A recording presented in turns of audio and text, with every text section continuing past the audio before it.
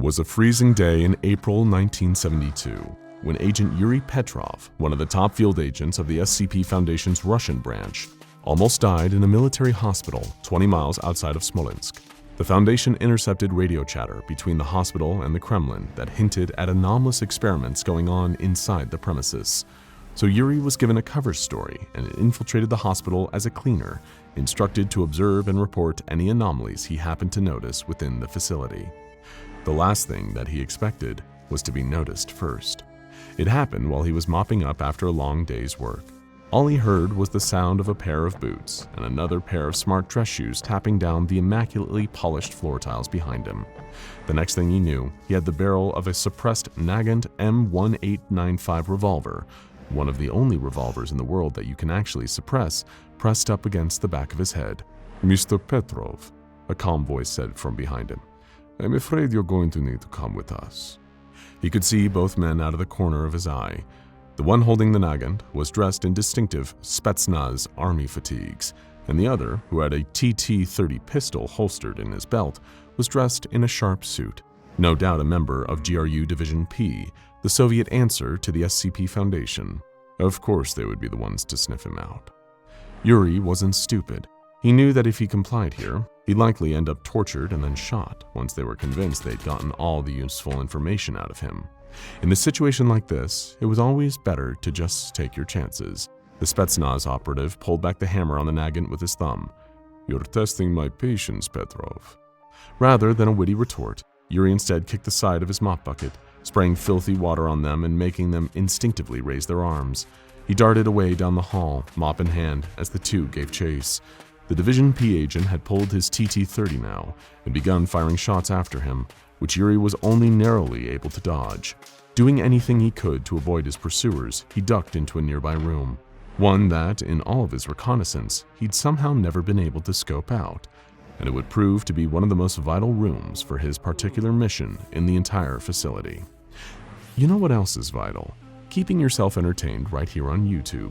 And there's no better way to do that than subscribing to SCP Explained, where we produce original animated videos exploring all the most fascinating anomalies in the SCP Foundation catalog. And if you want to make sure you never miss one, I recommend you hit the notification bell, which will guarantee that you'll get informed every time a new video comes out. Back in the secret room, Yuri was staring at a strange sight for a military hospital. A teenage girl with strange damaged skin and half of her hair having fallen out, sitting immersed in a tub of water. She stared at Yuri with curious eyes, a curiosity that he very much returned, but before he could ask her a question, the door behind him burst open. The soldier and the division agent entered, guns blazing. Yuri didn't have time to draw the Makarov he'd hidden beneath his overalls. Instead, he needed to use what he already had in his hands, the mop. While the girl in the tub watched in fascination, Yuri spun the mop around with the accuracy of a Shaolin monk, striking the weapons out of his opponent's hands.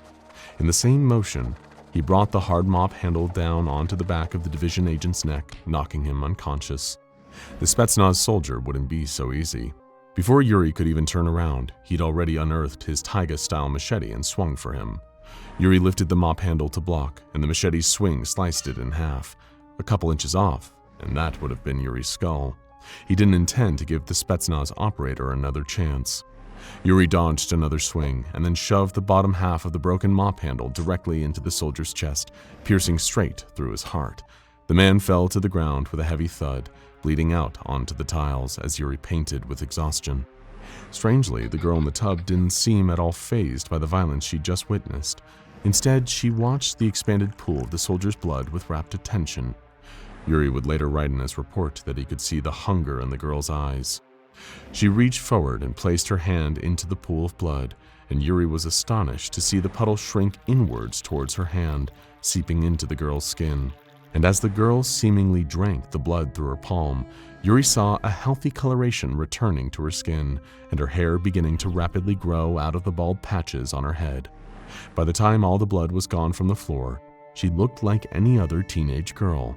And just like that, Yuri had found his anomaly. The girl, whose appearance matched that of a missing teenager, Veronka Lagonova, was soon taken in by the Russian branch of the SCP Foundation. Certain anomalous attributes were immediately apparent. She was often deathly ill, with symptoms that manifested in a similar manner to acute radiation sickness. She also had no ability to consume or digest standard food or drink. The only thing that provided respite from her symptoms was the absorption of human blood through her skin.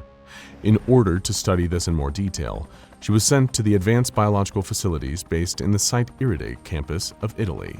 There she was designated SCP-026-IT, the human leech. One of the many files transferred into the custody of the Foundation's Italian branch from the Russian division was an interview log conducted in Russian between the human leech and Dr. Nina Sokolova, who transferred to the Italian branch in order to continue her work on the SCP-026-IT case. Interestingly, Dr. Sokolova is one of the only researchers whose very presence seems to imitate and strike fear into the heart of the anomaly. You could easily see in the video recording of the interview that she avoids eye contact with the researcher, speaks quietly, and seems to uncomfortably swallow saliva. Through Dr. Sokolova's incredibly direct, no-nonsense attitude makes it clear to almost anyone why she's the kind of woman whose time you really wouldn't want to waste. She stepped into the containment chamber from across the Anomaly's tank and took a seat as the recording began. She took fastidious notes in her leather-bound notebook. "All right, we're all set. SCP-026-IT, let's get started," she said without looking up. The Anomaly shrank away, meekly offering, "If you don't mind, you can call me Veronica." With a simple, withering dismissiveness that could cause a vase full of daisies to wilt, Dr. Sokolova simply said, "That won't be necessary. Can we start?" Veronica cowed, replied, "Okay. So first of all, what do you know about your condition?" Veronica shrugged. "I have always been affected by a congenital syndrome. They wanted to name it after me, but I think right now my name only appears in my obituary." Dr. Sokolova had no time for maudlin theatrics. She'd long since hardened her heart to the plight of the anomalies under containment. It was the cost of doing business. "Please don't digress. Do you know what this syndrome consists of?" "Sorry. My immune system was spontaneously attacking a variety of my tissues, resulting in symptoms similar to necrotizing fasciitis. When it attacked superficial tissues, doctors thought they could use immunosuppressant drugs to calm the symptoms." Interesting. Dr. Sokolova quickly checked her papers on Veronica's medical records since she'd come to the Foundation, including the courses of drugs she was being given. "You are not currently taking immunosuppressant drugs, so I assume the therapy was changed some time ago." Veronica gave a meek nod from inside her tank. "Yes, immunosuppressant drugs were not enough, so they were discontinued. The biggest fear of the doctors was that my immune system would attack the nerve or bone tissue. Then one day I was offered to move to Russia, to a place bordering Siberia for an intensive research session. From what I've heard, there are a lot of people who are sick like me from all over the world." This was the most fascinating tidbit that she'd revealed so far, Dr. Sokolova thought as she took furious notes. They didn't have anything on this group, only information on the military hospital where they'd first discovered her, and even there the details were sketchy. Was this some group of interest, trying to get anomalous individuals under their control for study or even utilization? Dr. Sokolova tried to hide the extent of her interest. Her time working in the KGB, Soviet Russia's intelligence service, before joining the Foundation had taught her many valuable lessons. Chief among them, as she was exercising here, was to never let anyone know how much you want something. Give that away, and suddenly your opponent has leverage. With a practiced, detached calm, the researcher said, "Who offered you this opportunity? The same doctors who were treating you?" Veronica nodded. "Yes. They said they had received funds for the study of a particularly rare diseases like mine, but I suppose that was a lie, since the only memories I have of those days are of me falling asleep on the journeys on the way out. I have no memories of that time, none at all." A dead end.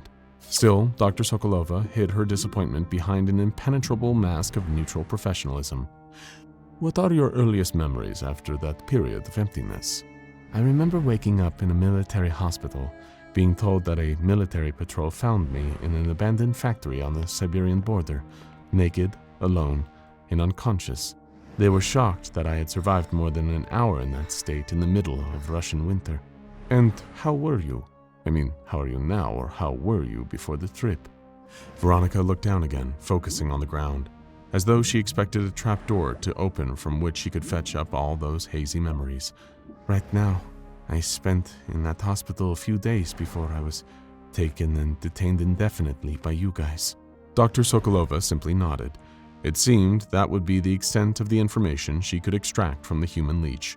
She clicked her pen, stood up, and said, "I see. This should be enough. Thank you for your patience." The log cut out there.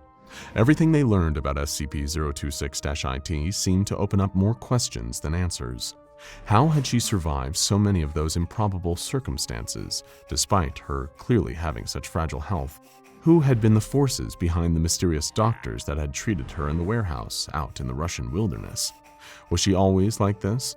Or was at least some of her condition a result of experiments that these doctors performed on her in order to treat some other pre-existing condition? All lines of inquiry that Dr. Sokolova feared would ultimately come up short, though she was too gripped by the intrigue of it all to miss the opportunity to work with the girl in Italy with more time and better funding. Ultimately, she thought, this girl is just a harmless victim of all this. The real mystery lies behind whoever did all this to her. And for the most part, Dr. Sokolova was right, except for one thing. Veronica was not harmless. One of the biggest challenges to containing SCP-026-IT is keeping fed with a fresh supply of human blood, often taken from D-class donors. It's pumped into her water tank on a daily basis to make it easier to diffuse into her skin. Something the Foundation learned the hard way is that this blood must be as pure as possible, free of contaminants and diseases. If not, these impurities will manifest in radical physical and behavioral changes for Veronica. On May 25, 2002, this oversight was made. Blood taken from a diseased source was pumped into the girl's tank and, upon absorption, immediately caused her behavior to change. She became short-tempered, paranoid, psychotic, and aggressive, along with the typical hallmarks of acute radiation poisoning, with symptoms escalating throughout the course of the day. At 6:43 p.m., Veronica somehow depleted all the water in her tank by absorbing it into her body, a feat previously thought to be impossible. She demanded more infusions from staff who denied her request. This was how the Foundation discovered that when Veronica does consume infected blood, she seemingly becomes addicted to it, as though it's giving her some kind of narcotic effect through unknown means. Every time her requests were denied, her anger seemed to increase. At 7:17 p.m., Veronica underwent another psychotic episode, and this time summoned up seemingly unimaginable strength and used it to smash her way out of her container, attempting to make a beeline for the store of infected blood. Of course, nobody had any idea how Veronica was actually aware of this route she was taking, but she nevertheless was going the right way the whole time. In the course of her rampage, multiple guards and researchers attempted to stop her. This would be the last decision they ever made. Any attempts to physically subdue Veronica resulted in her reacting with extreme violence and aggression, crushing skulls and splattering torsos. During the course of the event, she killed 8 different members of staff. The rampage was only brought to a halt at 7:43 p.m., when she was surrounded by a large number of armed and armored guards in full coverage hermetic suits, with powerful stun prods. It took their combined effort to end the horrors, at which point Veronica was taken back to her containment chamber and given an infusion of clean blood, which made her return to normal over the next few hours. It's a sobering reminder that no matter how innocent or even pitiful an anomaly seems to be, they often defy explanation and prediction of future behavior. And it's exactly when you feel the safest that you're in the most danger of all. Now check out SCP-3989, The Bone Orchard, and SCP-1861, The Crew of the HMS Wintersheimer, for more.